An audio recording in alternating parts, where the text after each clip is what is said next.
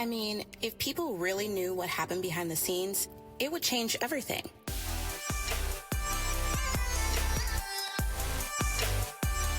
Hey, what's up, family, and welcome to Behind the Scene with Teah. This is the inaugural episode, and whether you are joining via the podcast or you're joining via the YouTube channel, I just want to welcome you. The reason that I started this is because I wanted to create a space for women in business like myself to just have a place where we can have that real, raw, and relatable conversation, and also just to get behind the scene of all the social media marketing and, networking and all the other things that we have to do, and just be real. So in honor of today's episode, I titled it Just Start. And I have titled today's conversation Just Start because that is one thing that us women in business don't necessarily do well all the time. In fact, there are many reasons why we don't just start, and that's what we're going to be talking about today. I'm going to go first and tell you all that I have been meaning to do this for, I want to say like a year.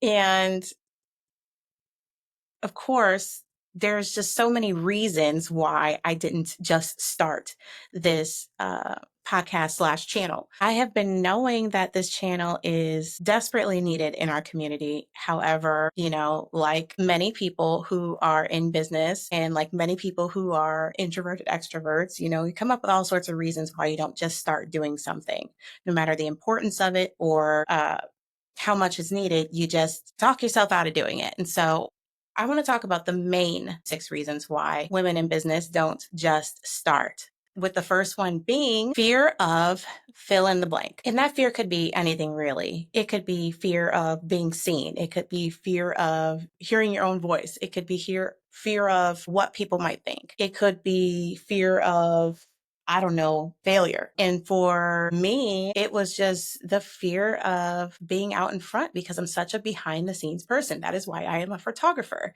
I like to be behind the camera, not in front of it. This is definitely the number one reason because this is the one that not just I deal with, but I hear friends and other collaborators and creatives. This is the one that I hear the most. The second reason that we women don't just start doing the thing is because of maybe a lack of confidence. This one I hear often, and this is usually from those introverted women who are not always on social media, in front of camera, out there networking. This is a really big one, the lack of confidence, and it's typically related to just being out of practice and not having the time or the space to really get those juices moving in the area of being out there. And so that lack of confidence will keep women from just starting something. Let me see. Another thing is the lack of motivation. Now, this is a really big one because if you are like me, a woman in business who started her own, and then you are also a pastor and you are a wife and you have kids and you have a dog and you have ... it could be a lack of motivation. Maybe you just don't feel like doing anything. You know that you need to do something and yet you just don't do it because you don't feel like it. So that could be a reason. Another reason is procrastination. Listen, this has been a big one for me in my life. Procrastination. You are just not starting something because you are waiting for the right time, or you are waiting for whatever, or you like squirrel and you found like 17 other things that you needed to do first and you just keep putting it off. This is a big one for me, and quite transparently, it's probably the main reason why it took me a whole year to start this. So I don't know if you're like me, but procrastination is a really big one where you just keep putting it off and putting it off and putting it off. And before you know it, a year has passed and you still have not done the thing. So that's a huge one. Another reason why women don't just start is because of a perceived lack of support. And what I mean by this is that sometimes people just want to be supported. They don't want to start something by themselves. They want everybody to rally around them. And so they wait it out and they wait and see what kind of support they can garner. And this is a really big one because it keeps a lot of women from just starting the thing that they know that they need to do and that they know is needed in their community. But because they don't want to take on the challenge by themselves of just getting the thing going and being the responsible one, they don't start it. Right. Another reason, something that I've heard recently from a few people is that they don't just start because they let someone talk them out of their idea. This one breaks my heart because there are so many gifted, talented, no other women out here with ideas that are crazy good. And then they don't start because they talk to the wrong people about their idea. Why do we do it? Why do we feel the need to explain to everyone or give everybody all the details or tell everybody our business? Why do we do it? And then next thing you know, you're not starting a thing because you told the wrong person, right? You told the wrong person. And now, because you've taken in all of their feedback about something that they probably don't even know about, you are not starting a thing and your idea has gone out the window. Why? Why do we do this? And so this is just the tip of the iceberg of reasons. I mean, I think I gave you like what, six reasons of why we don't just start the thing, do the thing, be the thing. But there's so many different reasons. These are the top 6 that I see for women in business. And after some of these categories, I already told you procrastination is a big one for me, but what about you? What do you fall into? When you're able to identify those things, then you can actually pinpoint it and do something about it. So now that we have called it out, whatever it might be, the 1 through 6 or multiple, we got to talk about what we do about it. What do we do about the thing that's keeping us from starting? The thing that we know we need to start, right? So for the first one, the counter of not starting because you're afraid is to do it afraid. Right? Do it afraid. Now, and I'll give you a perfect example. So when I left my job in March last year, I was like, okay, now what? Because I'm not like in a 9 to 5 that I have to show up for on time. I'm not leading a team. I'm not, doing the thing in the procedure book. I'm not doing any of that. So now what do I do? Well, I got to do something and I got to do actually what I've been feeling called to do. And so I was afraid to start doing my photography business full time because why? Well, for starters, that means that I am solely responsible for every single thing that happens, and there's no one else that I can blame anything on. And so that was a big reason. The next reason was, well, I'm scared. What if I fail? What if I can't book all the clients? What if I but well every day? What if I freak out and everything crumbles? And then on top of that, we had just bought a house. We're still very heavy in building up the church. And so I'm like, oh my gosh, what am I doing? What am I doing out here in these streets? And so being afraid is normal. It is a feeling, but it should not be the thing that keeps you from starting. It should actually be the thing that propels you. You have to learn how to do things afraid and move through that feeling to get the thing going. And before you know it, you will have exposed yourself enough to that fear. And it, quite frankly, it doesn't go away, but you get used to doing things afraid. And so I highly recommend it. So next, that lack of confidence or inadequacy, how do you counter that? Well, you start by realizing that, yeah, you might be inadequate and you might lack confidence. And that is a fact. Do it anyway. So sometimes you just got to be willing to learn as you go. Sometimes you got to be willing to fail a little. I like to call it failing forward because at least you're still moving forward and things aren't stunted. You have to intentionally invest in yourself along the way. There's nothing wrong with getting a little bit more education. There's nothing wrong with investing in some additional skill sets. For example, this year, I got outside of my comfort zone and I signed up for a branding retreat with my business mentor. And it was one of the best decisions that I have made for my business this year thus far, because there are some things that I was lacking in. There are some things that I wasn't sure about, but knowing that, I made the decision to do something about it and not just remain inadequate or remain with this lack of confidence that I have in some of my skill sets. And so do it anyway. Right. So the third thing we talked about was the lack of motivation. So what do we do about a lack of motivation? And I kind of chuckled at the end of that because it's just like everybody is lacking motivation all the time. But my advice to that is maybe a little like stick you or may rub you the wrong way, but it's literally like, how can I say this? To where it's not abrasive. Put your hair up, get some coffee and do a meditation or a pep talk in the mirror or whatever you need to do, but just get up and do it. Just do it. You cannot depend on motivation for everything. And quite frankly, motivation is situational. Sometimes you're going to feel it, sometimes you're not, and that's just it.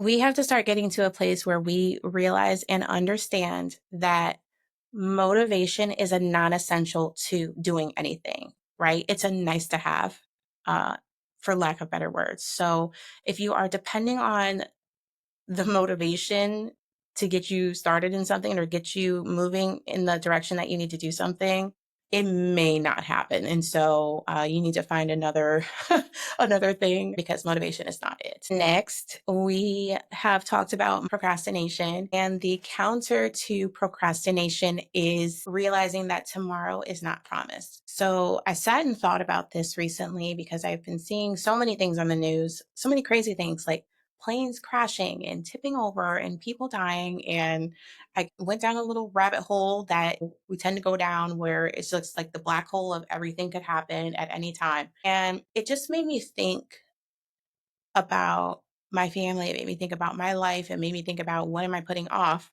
And this was on the list. This was on the list of the things that I had been putting off. And I got to a place where I realized, like, listen, I am running out of time to do this. And if I don't do it, then it's going to be the thing that I've felt on my heart to do, that God has told me to do.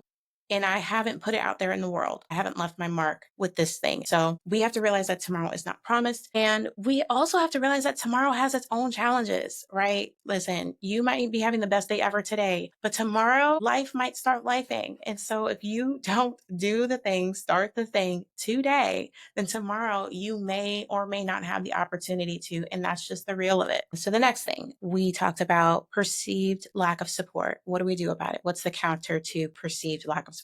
I would say it would be to pursue community. And if you don't have a community, then create one. So for example, last year, I just found myself in all sorts of weird situations. I didn't have a job anymore. And then all of a sudden things started changing with the church. And then I didn't have this community that I had always had. And so I found myself in just this very weird place. And I'm like, okay, now what? Now what do I do? Because I can't build a thriving business from this place. So I also started homeschooling and I'm like, okay, I cannot homeschool from this place. And so what I did was I made it my business to ensure that me and my squad had a solid community. I started looking for networking events in the area that I connected with. I started looking for a mentor and I found a great one. I started looking for a homeschooling community. I started just looking for all of the things. I started looking for all of the groups, all the things. And let me just say that that is so outside of my comfort zone.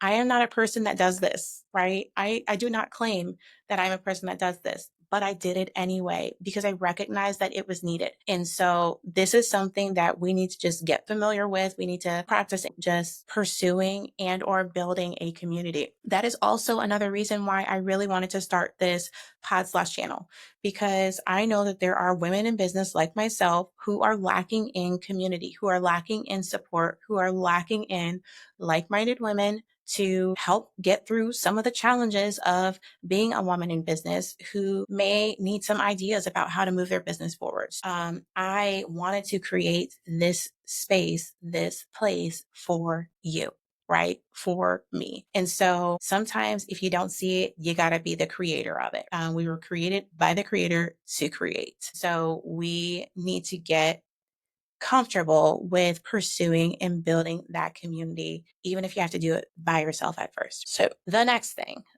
thing is you had an idea and you didn't start because you let somebody talk you out of it or you listened to the wrong person. The counter to that is to stop it. Stop telling everyone your business. Stop telling everybody what God has placed on your heart. Stop talking to just anyone about the things that you have in here or in here, because quite frankly, not everybody is going to get it. Again, you cannot trust everyone with your vision, your mission. Those things were given to you for a reason. I have really started to focus more on this because I used to talk to a lot of people about what I was thinking or what I was doing, because in my mind, I'm just bouncing ideas off of people, but that can be so dangerous. I have had situations where I have told people something thinking that I was going to get a better response than what I got. And you would be mortified if you heard some of the responses that I got to some of the ideas and things that I had in my brain. And listen, I'm not saying that you can't talk to anyone, but what I am saying here is that you need to be strategic about who it is that you are talking to. For me, my sounding board is this big. I can count the people on my hand that I would even dare to tell an idea to. We need to get really strategic and just not tell everybody everything. It's okay to be a little bit more private. It's okay to be a little bit picky on who you talk to about certain things, especially when it's something valuable that has the potential to, I don't know, change things or to be the start of something new. Some people cannot handle it. They cannot handle those things. And so we need to be more cautious about who we are opening our mouth to, sharing our dreams, sharing our visions with, or our ideas, because there's just some people who just are not there. And that's okay. That's okay. So to wrap this up, these are just some of the things that I had floating around in my brain, but I would like this to be an encouragement. Yes, an encouragement to you to go ahead and get the thing started. Girl, just do the thing. Just start. I wanted to do this and be the example for you if you are in that place where you are just waiting on whatever reason to start something. Wanted to be the example through getting on here. Let me just be honest. You can't see what's happening in my office here, but it is a mess in here. I am not completely set up to do something like this. This is not the most aesthetic background. I am umming and eyeing and oohing and looking off to the side and pausing, and who cares? There's things and clings going on in the background because I completely forgot to put my phone on do not disturb. And I am very popular today for some reason. That is my husband just messaging me. And oh my gosh. But anyway, distractions. Just start today. Whatever it is that you're thinking about doing, like go for it. Like me, you may not have the most aesthetic setup. You may not have all the things that you think you need to start, but I'm telling you, if you just start today, you'll have a better place to work from than if you don't. So thanks again, everybody, for joining me today. I'm super excited to just keep this going, to have more conversations, to get the feedback, to build a community, and just to do all the things. So I will see you next time on Behind the Scene with Teah. And who knows, we might be in my office, we might be in the studio, we might be outside gallivanting, we might be at home in my other closet office, we might be, I don't know where, but I might be in my car. I call that my mobile office. But now that I've started the thing, I have to continue to do the thing. And so I will see you again real soon. Peace and love.